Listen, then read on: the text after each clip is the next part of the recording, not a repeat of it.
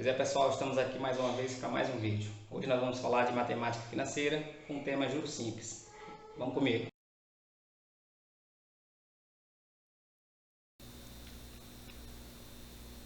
Olá pessoal, como é que estão vocês? Hoje nós vamos iniciar nossa aula falando de um tema relacionado à matemática financeira, que é o tema de juros simples. Então aí na tela vocês podem ver os objetivos que almejamos alcançar e temos como objetivo geral, apresentar o conceito de juros simples e suas aplicações em situações financeiras do cotidiano.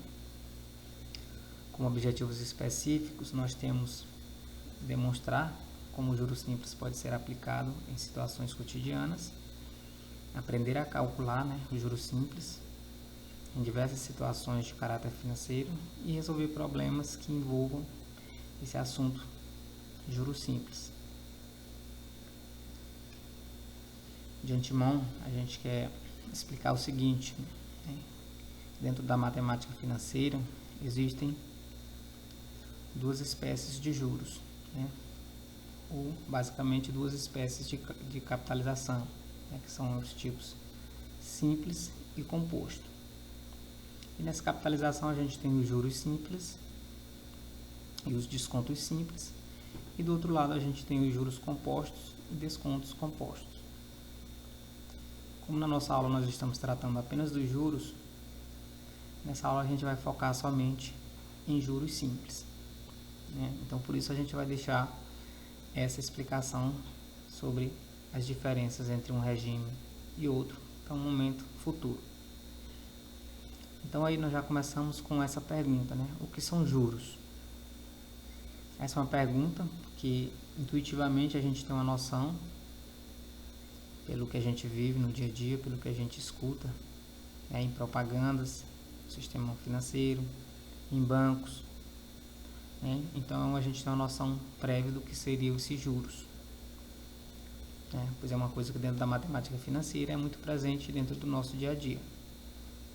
Então nós temos aí alguns conceitos. O primeiro, que juros é o rendimento de uma aplicação financeira, o valor referente ao atraso no pagamento de uma prestação ou a quantia paga pelo empréstimo de um capital. No outro conceito, nós temos que juros simples é um acréscimo calculado sobre o valor inicial de uma aplicação financeira. Em seguida, que os juros simples, ou juros, são a quantia a receber proporcional a certo dinheiro investido. Que ele também pode ser uma quantia a pagar proporcional a certo dinheiro tomado, emprestado. E por último, nós temos que juro é uma compensação em dinheiro que a loja cobra por parcelar a dívida do comprador. Pois bem, dentre todas essas explicações, ficou bem claro o seguinte, é que os juros nada mais é aquele valor que nós recebemos ou que nós pagamos em uma aplicação financeira por ter pego um dinheiro emprestado ou por ter feito um empréstimo de dinheiro para outra pessoa, certo? Então os juros ele tem essas duas vertentes, ora podemos receber e ora podemos pagar. Aí nesse primeiro conceito nós vemos que ele é um rendimento. Então o que é esse rendimento? Quando nós lemos rendimentos, entendemos que foi uma aplicação que foi feita por nós, pegamos nossos dinheiros e aplicamos em algum órgão financeiro ou emprestamos a alguma pessoa e em cima dessa aplicação nós ganhamos ou recebemos um rendimento, um valor por ter feito esse empréstimo a outra pessoa ou a outra instituição. E em seguida nós temos que ele é um valor referente ao atraso no pagamento. Então aí já na outra face seria um valor que nós pagaríamos por ter pego um dinheiro emprestado ou por ter financiado algum valor, algum bem. E por esse financiamento nós devemos pagar por estar usando o dinheiro ou a quantia referente a esse bem seria de outra pessoa. Então, os juros nada mais é do que esse dinheiro que a gente vai receber ou vai pagar por estar usando um dinheiro que pegamos emprestado ou que emprestamos a alguém. Aí nesse último exemplo, ou nesse último conceito, fica bem claro que juro é uma compensação em dinheiro que a loja cobra por parcelar a dívida do comprador. Então nesse exemplo aí ele deixa claro que juro, né, é uma operação que a gente vê muito no nosso dia a dia, ao realizar compras, né, ao efetuar ou adquirir bens a longo prazo, e seria aquele valor que as lojas ou os credores, né, cobram por estar parcelando ou alongando o pagamento de uma dívida. Ou seja, a gente vê muito isso no que a gente chama de vendas a prazo, que são diferentes das vendas à vista, né? Então toda empresa trabalha nessa linha. Se você compra à vista, você paga um valor abaixo do que você pagaria se for comprar a prazo. E justamente esse valor a mais é o que o mercado chama de juro, né? Então seja o ônus que você tem que arcar por estar alongando o pagamento de uma dívida. Então eu espero que com essa definição fique claro para nós o que são juros. Então aí nós temos essa situação aí com a explicação dessa garotinha que diz, o que demonstra claramente as duas faces dos juros. Aí do lado esquerdo a gente lê que ao pegar um dinheiro emprestado com um banco, aí nós temos o exemplo do banco, mas pode servir para qualquer instituição financeira, né? O juro é a compensação em dinheiro que o banco cobra pela dívida em determinado intervalo de tempo. Então nessa explicação aí o juro seria aquela obrigação que teríamos de pagar por estar utilizando o dinheiro do banco. Já na outra definição, no caso das aplicações financeiras, o investidor é quem empresta ao banco e por esse empréstimo recebe uma quantia que indica o juro. Então nessa segunda definição fica claro o exemplo das poupanças, né? Quando a gente pega o nosso dinheiro, coloca lá na poupança para que o banco possa utilizá-lo, o banco pagará uns juros para nós, por nós estarmos emprestando esse dinheiro para ele. Então aí nesse caso, esse juro seria um rendimento. Já no primeiro caso, seria, vamos dizer assim, um ônus que teríamos que arcar por estar utilizando o dinheiro do banco. Então essa explicação deixa bem claro as duas faces do juro, que a gente pode encontrar no mercado financeiro. Então, para entendermos como funciona, a cobrança de juros, a gente tem que entender primeiro algumas definições. Então aí nós temos algumas, Primeiro, o que são juros? O juro a gente já viu que é esse valor que é ganho ou cobrado pelo pagamento de um capital investido. É a compensação pelo valor investido por determinado tempo. Então esse conceito a gente já viu, Então vamos para o capital. O capital, que é representado pela letra C, é o dinheiro ou a quantia investida inicialmente. Então o capital nada mais é do que aquele dinheiro, o inicial, que nós pegamos e vamos fazer o investimento, seja ele emprestando ou tomando emprestado, ou seja, aquele valor inicial da transação. A taxa de juros. A taxa de juros, que é representada pela letra I, é o percentual do custo ou a remuneração paga pelo uso do dinheiro. Ela é dada pela razão entre o juro e o capital. E essa taxa deve estar na mesma unidade de tempo do período. Então, o que é a taxa de juros? É aquele percentual que será cobrado em cima do valor inicial, em cima da quantia que estamos investindo. E aí nós temos uma observação sobre a unidade de tempo, Então, essa observação aí, ela quer dizer o seguinte, que o tempo da aplicação, ela tem que estar na mesma unidade de medida da taxa e a taxa na mesma unidade de medida do tempo. Então, para que isso fique mais claro, vamos ler logo a definição de tempo. O tempo, que é representado pela letra T, é o prazo ou período durante o qual o capital será aplicado. pode estar em meses, bimestres, semestres, ano, né, e etc. Então temos aí a seguinte situação: o tempo ele vai ser definido na transação, né, e ele pode partir desde dias, meses, bimestres, trimestres, semestres, ano e até unidades maiores do que ano. O que é que vai importar aí na questão dos juros simples? É que a taxa de juros e o tempo tem que estar na mesma unidade de tempo. O que é isso? Se a nossa taxa de juros for mensal, ou seja, a capitalização ocorrer mês a mês, esse tempo também tem que ser dado em meses, né? Por exemplo, a aplicação em 36 meses, em 60 meses, em 48 meses, e essa taxa ela tem que estar na mesma medida de tempo. Ela tem que ser mensal. Então, a gente tem que ter esse cuidado na hora de fazer o cálculo dos juros simples. E mais à frente a gente vai ver como proceder em casos onde essas medidas estão diferentes, né? Onde essas unidades de medida estão diferentes. E por último nós temos o montante. O que é o montante?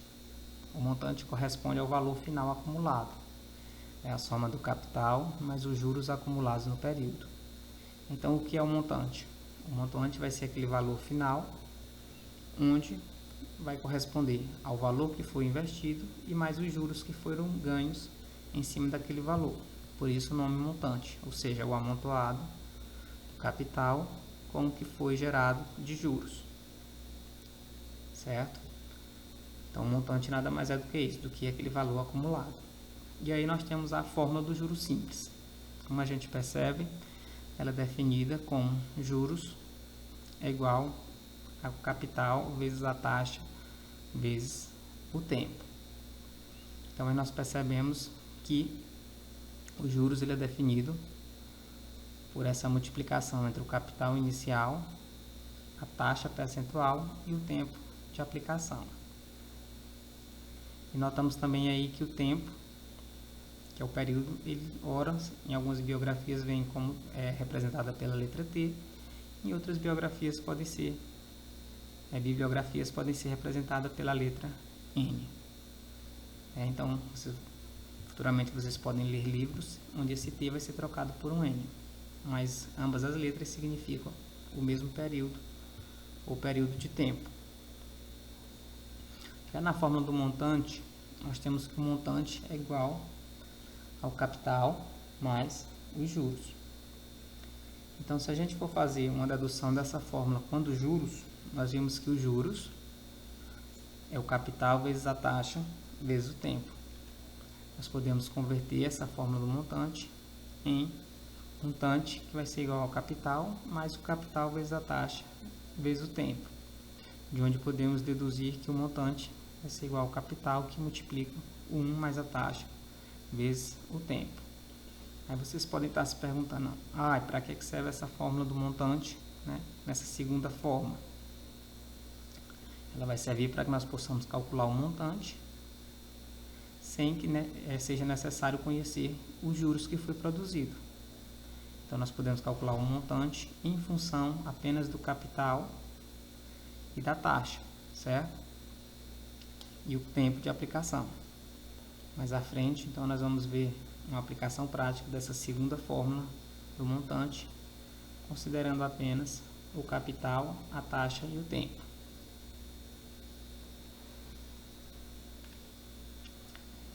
E aqui nós temos agora algumas observações a fazer. A primeira, que a taxa de juros e o período de aplicação devem estar na mesma unidade de tempo, ao se realizar o cálculo dos juros. Caso estejam em unidades diferentes, deve-se proceder suas conversões, ou da taxa à unidade do período, ou do período para a mesma unidade de tempo da taxa. Então, o que quer dizer essa observação? Como foi dito antes, a taxa de juros e o período de aplicação devem estar na mesma unidade de tempo. Ou seja, se o período está em meses, a taxa também obrigatoriamente deve estar em meses. Se o período está em semestres, a taxa deve ser aplicada ao semestre. Se o período estiver em ano, a taxa deve ser aplicada ao ano, né? E vice-versa.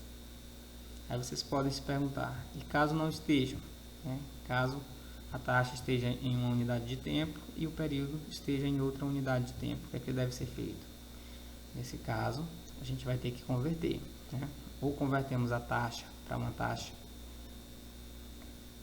correspondente a uma taxa do mesmo período do tempo, ou então convertemos o período para a mesma unidade de tempo da taxa.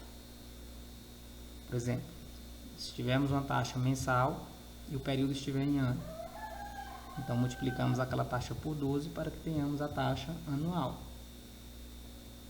Se ocorrer ao contrário, tivermos uma taxa anual e o período em meses, então convertemos aqueles períodos para ano ou a taxa para mês, para que ambos fiquem na mesma unidade de medida. A segunda observação é que essa ideia de juros simples, né, ela está relacionada com a de uma função afim, que é representada por essa função aí, f de x é igual a x mais b, né, a conhecida função de primeiro grau, onde o gráfico é um gráfico linear, né, no qual o montante varia em função do tempo e pode ser representado em crescimento linear. Então, o juro simples, se a gente for analisar o crescimento dele em um determinado período de tempo, ele tem um crescimento linear semelhante ao crescimento de uma função afim. E assim também, se a gente for considerar a fórmula do montante, a segunda fórmula, ele se relaciona muito bem com essa fórmula da função afim, né, que está em função do tempo e está na forma ax mais b. Então, o crescimento do juros simples ele é crescimento linear, diferente dos juros compostos, que vão ser estudados mais à frente, que a gente vai ver que ele é um crescimento exponencial. E aqui nós temos alguns exercícios comentados. Por exemplo, o exercício 1, no exercício 1, temos a seguinte pergunta: quanto rendeu a quantia de R$ 1.200 aplicado a juros simples com a taxa de 2% ao mês no final de um ano e 3 meses? Então, nota que nós temos um problema aqui. A taxa está em meses, né? E o período está em ano e mês. Então, como foi dito nas observações, a gente tem que converter essas taxas para a mesma unidade de tempo do período ou o período para a mesma unidade de tempo que se encontra a taxa. Então, sendo assim, nós temos que o capital é 1.200, a taxa de 2% ao mês pode ser escrita na sua forma decimal, 0,02, que é o indicado para os cálculos de juros simples, né? É que a gente usa também a taxa no formato decimal. E aqui fazemos a conversão. 1 ano e 3 meses é igual a 15 meses. Então, vemos que agora a taxa está em mês e o período também está em mês. Então, assim é possível fazer o cálculo de forma correta. Então, só aplicamos na fórmula. Juro é igual ao capital, que multiplica a taxa vezes o tempo. Substituímos todo mundo e encontramos 360. Então, isso quer dizer que os juros, ao final de 15 meses, um capital aplicado de R$ 1.200 a uma taxa de 2%, gerou R$ 360 de juros. Aqui a gente vê uma aplicação muito parecida com problemas que a gente encontra no dia a dia, né, sendo resolvidos ou solucionados com esse conceito de juros simples. Vamos para mais um exemplo. Um capital de R$ 400 aplicado a juros simples, com uma taxa de 4% ao mês, resultou num montante de R$ 480 após um certo tempo. Aí ele pergunta qual foi o tempo da aplicação. Então, notem que nesse problema ele já nos dá o montante, o capital e a taxa. E aqui ele quer saber o tempo. Então, nesse exemplo, podemos fazer o uso daquela segunda fórmula de calcular o montante, que basicamente é essa aqui: o montante é igual ao capital, que multiplica 1 mais a taxa vezes o tempo.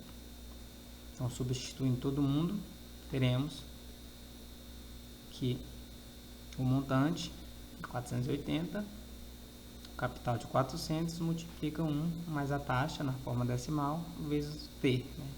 T será a variável que vamos encontrar. Então, resolvendo essa distributiva, temos que 480 é igual a 400 mais 16t. Levando t para o primeiro membro, teremos que 16t vai ser igual a 480 menos 400. 16t é igual a 80. Então, encontramos que t vai ser igual a 80 dividido para 16. T vai ser igual a 5. Logo, o tempo de aplicação foi 5 meses. Então, nesse exemplo aqui, temos um exemplo prático de aplicação daquela segunda fórmula do montante, onde podemos calcular o montante em função apenas do capital, sem necessariamente calcular os juros primeiro. Então, esses foram exemplos práticos, né, do cálculo de juros simples, usando essas duas fórmulas básicas. A primeira, a fórmula de cálculo dos juros simples, e a segunda, a fórmula de cálculo do montante. Então, espero que vocês tenham gostado. Até a próxima.